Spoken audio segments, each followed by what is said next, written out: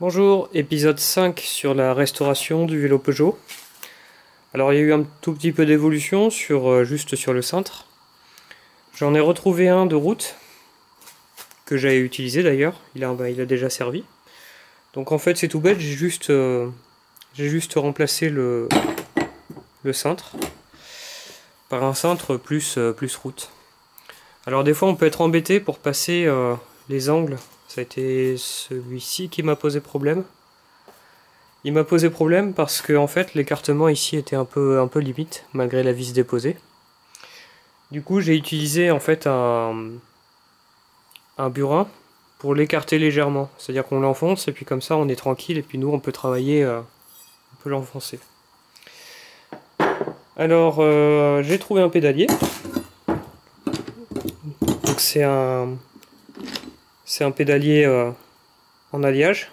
Enfin, les manivelles ici sont en alliage. Bien sûr, ça reste en acier.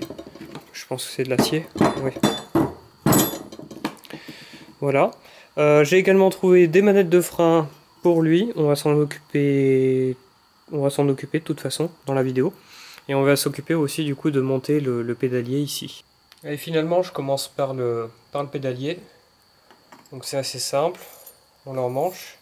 Par contre, moi j'aime bien mettre la chaîne toujours au moins sur le premier plateau. Alors on va la détendre un peu. Voilà. Si elle veut bien. Pour éviter que ça se mette derrière, parce que j'aime pas trop pas voir derrière ce qui se passe. Donc je la mets d'abord ici. Voilà. Puis comme ça on est sûr d'être bon. Qu'on fasse pas de bêtises. On commence par visser à la main. Ça tout seul. On va pouvoir venir serrer ça.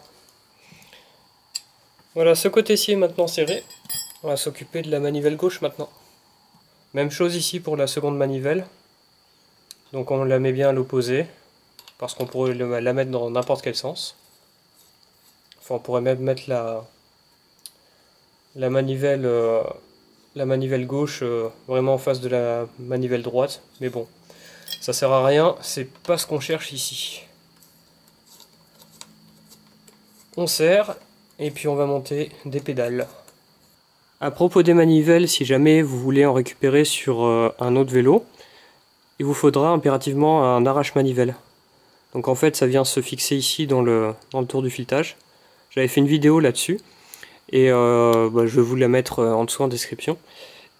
Et en fait ça vient pousser au centre, et du coup ça vous permet de l'enlever. Parce qu'en réalité ici c'est un peu conique. Ça décrit un très léger cône, et du coup ça s'emmanche, et une fois que c'est emmanché... Une fois que c'est emmanché et bien serré, ben, ça peut pas s'enlever. Et il n'y a pas de méthode, je connais pas de méthode alternative qui fonctionne sans détériorer quelque chose d'autre.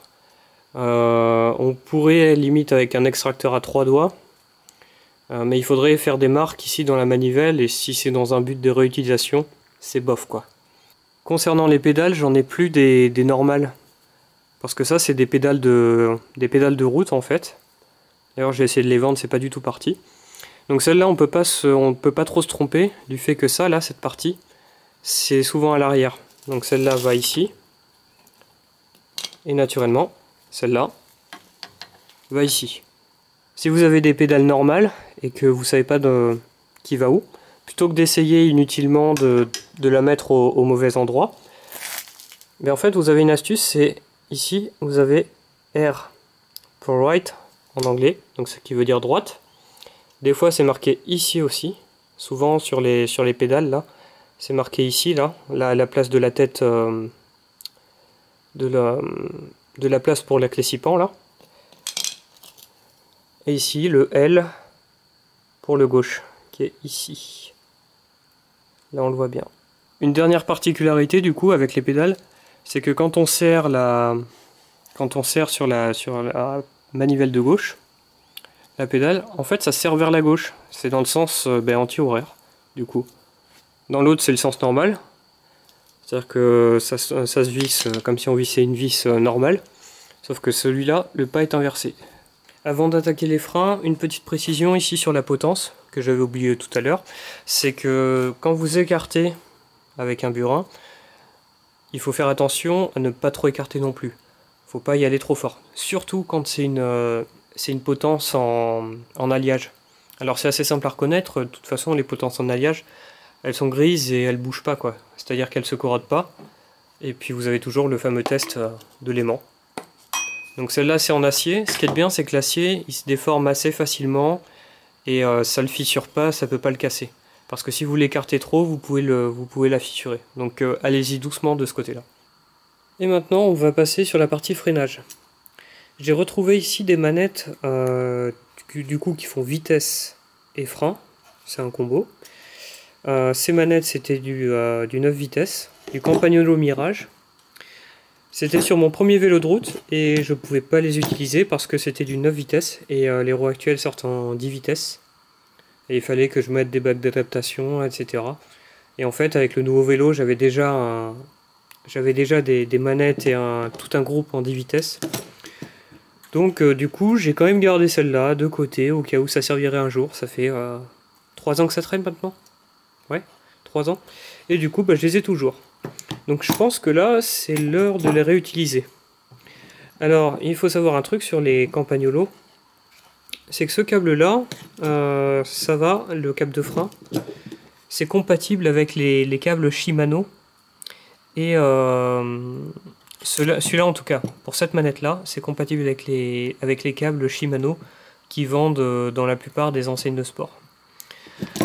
En revanche, pour le câble, celui-ci, le câble de passage de vitesse là, qui est juste là, la tête elle fait pas exactement le même diamètre, je crois qu'il y a une histoire comme ça. Je sais plus si sur les freins ou sur les shifters, mais je viens de comparer avec le pied à coulisse avec un câble neuf là.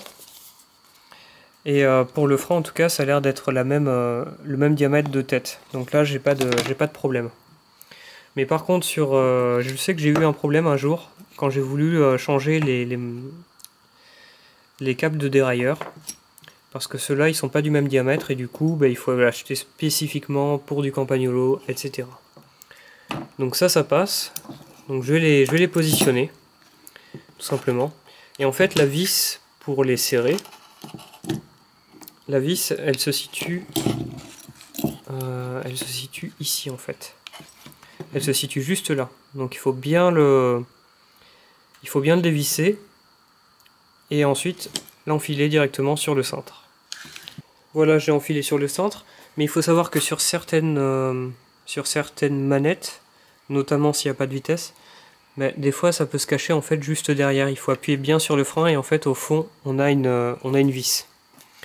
Donc là ce que je vais pouvoir faire c'est déjà enlever le câble de dérailleur.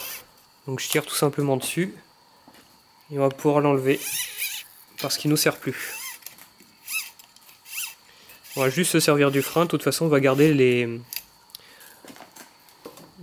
ici les manettes là, parce que j'ai pas de support de butée de gaine. Sinon, on aurait pu mettre, mais encore qu'il y aurait eu le problème de l'indexation, parce que ça c'est 5 vitesses, ça c'est 9 vitesses pardon, et à l'arrière c'est une roue libre de 5 vitesses, donc pas fou quoi. Et donc en plus les standards entre Shimano, Campagnolo, c'est pas le même écartement de tirage de câble. Et c'est idem, hein. Si vous mélangez Campagnolo, un shifter Campagnolo avec un dérailleur Shimano, ça va pas marcher. Ça va pas marcher du tout. C'est-à-dire que vous aurez un réglage bon sur 2-3 vitesses et sur toutes les autres ce sera pas bon. Donc ce genre de mélange, surtout pas. Je vais pouvoir ici passer mes gaines. Donc la gaine, déjà c'est toujours bien d'estimer à peu près la bonne longueur. C'est-à-dire que ici, on vient se plaquer comme ça. Hop, ça passe par ici et par là. Et ensuite on regarde ce que ça donne par rapport au butée. Moi ici comme ça me semble pas trop mal parce que en fait la gaine va ressortir ici de la guidoline. Donc là je serai en butée, ça me paraît pas mal. Et donc là je ferai passer la gaine par l'intérieur ici, juste là. Une petite astuce, quand vous enfilez en fait une butée de gaine comme ça, Vous savez, c'est un petit capuchon noir qui vient par-dessus la gaine. Il faut en fait repérer le sens où est bobiné le fil et bien aller dans le même sens quand on va l'insérer. C'est-à-dire que là, je vais un peu vers la droite, je tourne, tout en avançant. Parce que ça permet en fait d'éviter d'effilocher le fil. Parce que si vous avez un fil qui se barre, c'est pas bon quoi. Donc là, toujours, on va toujours dans le même sens. Voilà, comme ça. Moi, je fais comme ça sur des câbles qui ont déjà été coupés. Parce que souvent, quand les câbles ils sont neufs, comme celui-là, ils ont une espèce de petite soudure au bout là. Et ça leur permet en fait de pas s'effilocher dans le magasin quoi. Donc voilà, si vous réutilisez du câble, assurez-vous quand même qu'il soit en bon état le câble, qu'il ne soit pas un vieux câble bien rouillé, parce que c'est quand même votre sécurité qui est en jeu. Sans les freins, forcément. Et donc là on va pouvoir enfiler la gaine dans son support. Je vais vous montrer. Voilà, ici j'avance la gaine dans le support. Ça force un peu, c'est normal. Et voilà, là elle est bien embutée. Et on va pouvoir retirer le câble ici pour le remettre dans son support pareil. Voilà, comme ça. Une autre astuce aussi, c'est de bien bloquer de bien tenir le câble, de le tenir tendu et d'actionner en même temps la manette de frein. Ça permet de finir parfois de mettre en place justement le câble ou voir s'il y a un problème et pas aller plus loin avant d'avoir résolu le problème. Donc là c'est parfait. J'ai également rajouté ici ce petit manchon qui se rajoute par-dessus. Et en fait, ça va venir se positionner là, contre le cadre, et ça permet d'éviter justement, vous voyez cette trace là. Il ne devait pas y en avoir, et du coup ça fait une trace sur le cadre. Pour la partie arrière, donc entre le support de cadre, parce qu'en fait le câble il va venir ici, tout du long à nu. Ici on reprend une gaine, butée de gaine, fixation câble. Donc cette gaine elle est trop longue, en plus elle est pliée. Et du coup je vais réutiliser un morceau. Parce que sinon elle n'est pas en si mauvais état que ça. Elle est plutôt propre. Et du coup pareil, on va estimer la bonne longueur. Si j'arrive à l'enfiler. Ah, ça vient, voilà. On va estimer la bonne longueur, donc quelque chose de correct. Ça pourrait ressembler à ça. Du fait que quand on va en fait venir appuyer sur les freins, mais en fait ça, le support de gaine ici il va s'enfoncer un peu. Donc il lui faut un petit peu de mou. Au pire, on recoupera après. Donc je vais faire une marque et puis on va la couper. Pour couper la gaine, il y aura de question d'utiliser ça, ni la tenaille. Pour une simple et bonne raison, c'est qu'en fait la carcasse, je vais plutôt prendre ce bout là, parce qu'en fait la carcasse tout autour est en acier. Donc on aura extrêmement de mal à couper avec une pince coupante, vu que c'est pas du cuivre. Et en plus de ça, ça va venir écraser en fait la zone où vous allez passer le câble. Donc c'est pas cool. Vous avez une pince qui est pareil, qui est en grande surface de sport là, que vous pouvez tout à fait acheter. Ça ressemble un petit peu plus à un sécateur. Et c'est un petit peu mieux, c'est-à-dire que ça répartit un peu mieux et ça coupe vraiment de manière un peu plus circulaire. Sinon, méthode alternative, si on n'a pas l'outil, je sais qu'il y en a qui vont encore râler, parce qu'il faut utiliser que des outils vélo, nanani nanana, on les connaît, bref. C'est tout simplement d'utiliser une scie à métaux. Et la scie à métaux en fait va rien écraser du tout, on va juste couper tranquillement. Ça fera juste un peu de poussière qu'on dégagera, et puis voilà, ça fera rien de plus. Et voilà le résultat. Résultat, on a quelque chose qui est rond, qui est coupé plutôt propre. Voilà, ça va bien. Alors si la petite partie interne en plastique, ici est rabattue, avec un petit tournevis en fait, on peut l'écarter légèrement. Un petit tournevis plat comme ça là, ça va très bien. Ça permet légèrement de l'ouvrir un petit peu, et ça facilite le passage du câble. Et voilà, c'est positionné. Donc en position de repos, on sera à peu près comme ça. Donc là, c'est pas mal du tout. L'angle est pas mauvais. Donc je vais faire la même chose pour l'autre côté. et on se retrouve après. Les manettes ici sont fixées, donc voilà, il n'y a pas de... Je les ai fixées de telle sorte à ce que ici ça fasse à peu près plat, comme préconisé dans le manuel. Après je pourrais très légèrement, après la pose de la guidoline, très légèrement modifier l'alignement s'il me va pas ou quoi que ce soit. J'ai ici mis du ruban adhésif type électricien Chatterton pour fixer les deux gaines. Ouais, j'en ai mis une vide ici. Celle-là elle est vide tout simplement parce que en fait d'origine ce cintre il est prévu pour un passage de gaine de dérailleur. Donc je lui mets en fait une gaine de dérailleur ici pour en fait que ce soit plus agréable à la prise en main en fait, tout simplement. Donc je fais la même chose de l'autre côté et je vais tenter de faire de mettre le ruban de cintre. Je suis pas très bon à ça, je sais pas si je vais vous le filmer. Je sais qu'on commence dans un sens d'un côté, enfin je vais relire le manuel tout simplement, et puis je vais essayer ça. Bon ben voilà, le ruban de cintre est posé. Effet carbone, ils avaient mis sur la boîte, bon. Alors là il faut que je retrouve du Chatterton noir, parce que là j'ai utilisé les bandes qu'ils avaient fournies, mais c'est trop court. Enfin les bandes sont trop courtes et du coup je peux pas faire bien le tour et bien jointer comme il faut. Mais bon, globalement c'est pas trop dégueu. Mais après ça, je sais pas trop bien faire quoi. Là ici j'ai à peu près tenu un pas correct, ici j'ai écarté un peu, mais ça c'est pour prendre le virage. Derrière les manettes ici, alors parce que c'est ça, voilà. Les petits trucs là, qu'ils mettent pour mettre derrière les manettes. Ici en fait l'adhésif, quand j'ai essayé de le retirer, en tout cas sur celui-là, il y a tout qui est venu avec. Il faut juste que je retrouve l'autre partie. Sinon je vais vous montrer avec celui-là. C'est-à-dire que quand j'enlève le petit ruban là qui est censé décoller la partie... Ah bah celui-là il vient tout seul. Celui-là il m'a fait mentir. Celui-là il est bienvenu. Il n'a pas eu de problème. Par contre l'autre il était collé.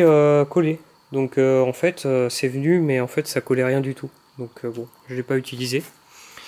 Donc sur ce côté-là, je me suis pas trop mal débrouillé, je l'ai fait que à la guidoline. C'est-à-dire que là on voit pas trop le cintre, il faut vraiment aller le chercher au fond à droite derrière. Et par contre de ce côté-là, ça fait un défaut ici quoi. Et je l'ai pas vu à temps maintenant qu'il est passé, c'est un peu bête quoi. Bon voilà.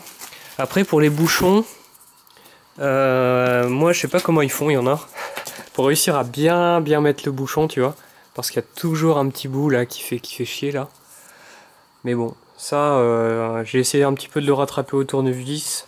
Bon, c'est pas trop mal. On va pas trop se plaindre. Là ici idem sur le bouchon. Tu vois ça dépasse un peu là.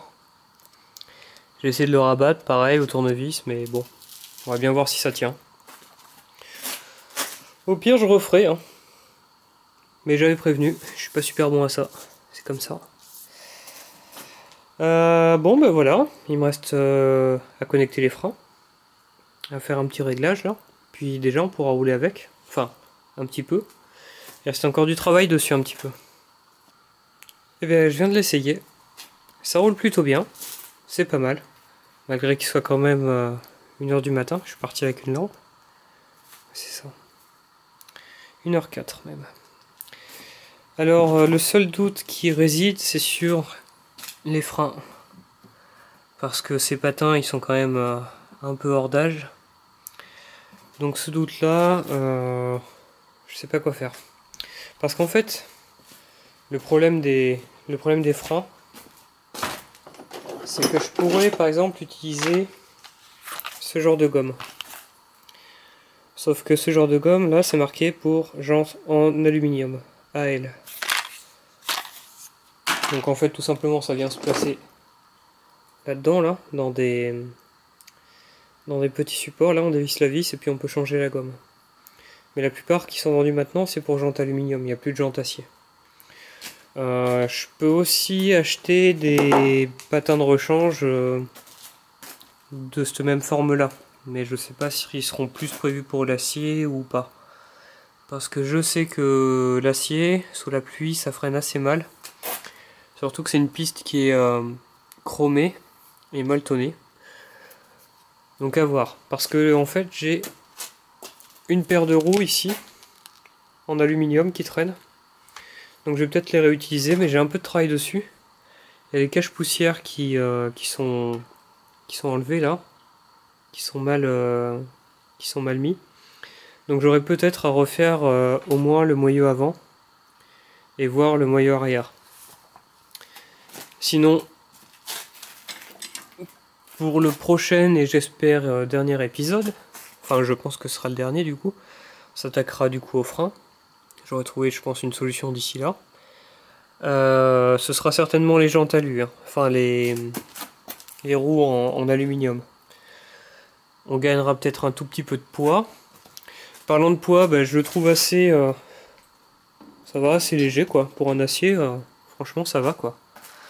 Même les bas de gamme actuels de chez certaines enseignes de sport, même qu'ils soient en alu, qu'ils le fassent en alu ou en acier, en fait ça revient au même côté poids. Parce qu'ils mettent de l'épaisseur tout simplement. Ils doivent utiliser un mauvais alliage et du coup ils mettent alu sur la fiche technique, mais c'est mauvais quoi, c'est épais. Donc voilà, les pédales aussi, je mettrai des pédales, ça je sais qu'on en a. Pour l'instant là j'ai pas refait la partie dérailleur. La partie dérailleur il va falloir la revoir. Le fil là il est complètement effiloché déjà. Et puis lui mettre un peu de graisse dans les pivots. Puis voilà quoi, il est pas non plus super fringant quoi le ressort. Peut-être aussi nettoyer les pivots au gasoil. Ce qui permettrait aussi de qu'ils soient un petit peu en meilleure forme quoi, qu'ils reviennent plus vite, etc. Voilà, idem le dérailleur avant, le câble qui commence à se couper là au ras. Puis forcément là, la manette. Donc ça c'est pas cool, donc peut-être que je remplacerai directement l'ensemble pour que ce soit uniforme entre la droite et la gauche quoi. Que ce soit... voilà. Voilà à peu près pour tout ça. Et puis de toute façon, si je garde la roue arrière, à tous les coups, il faudra aussi que je visite le moyeu arrière, donc il faudra démonter certainement la roue libre. Mais ça c'est pas dit, si je change de roue, j'aurai peut-être une roue en meilleur état à l'arrière. Mais je regarderai peut-être quand même. Mais voilà. Sur ce, merci d'avoir regardé la vidéo, et puis à la prochaine.